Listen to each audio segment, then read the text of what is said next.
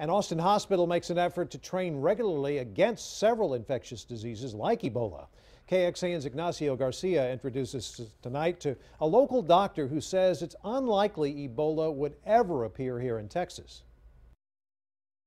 Dr. Colbert Allen at Dell Children's Medical Center is very familiar with infectious diseases like Ebola. You'll have a headache, a sore throat, your muscles hurt, and then very rapidly it progresses to where your organs begin to shut down. You may have bleeding, and then the unfortunate truth is a large percentage of the patients that have it will die. But Dr. Allen says the U.S. is one of the safest places in the world when it comes to diseases. He credits that in part to annual training by hospitals. This weekend we're training here at Dell Children's.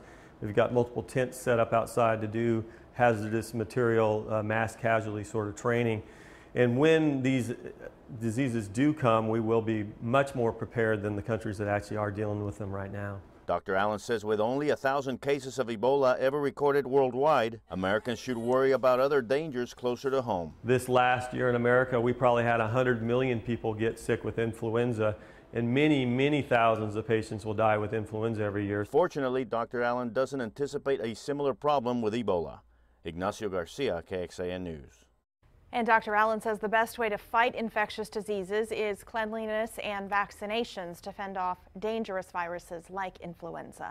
A doctor from the Galveston National Lab will be going to West Africa to assist in containing the outbreak of the Ebola. Dr. Thomas Kaisak has worked with infectious diseases around the world. He was one of the researchers who discovered SARS. Kaisak will leave later this month for Sierra Leone. What the assistance is all about is bringing more rigor to the control efforts. Dr. Kaisak says that it could take months to get this deadly outbreak under control.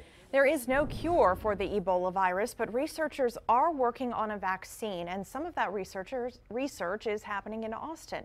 UT professor Maria Croyle is working with Canadian researchers to develop a vaccine that can be given as a nasal spray. Researchers at the University of Texas Medical Branch at Galveston are also working on a vaccine, but they say it's not easy to get funding for their research. The biggest challenge we face with Ebola is that there's no commercial market. So no big pharma is really pushing this along in a main track. So the government has filled in, and they're pushing just like we would any vaccine for normal use in the general population. A different team of UTMB researchers just received a $6 million grant to develop a drug to treat Ebola.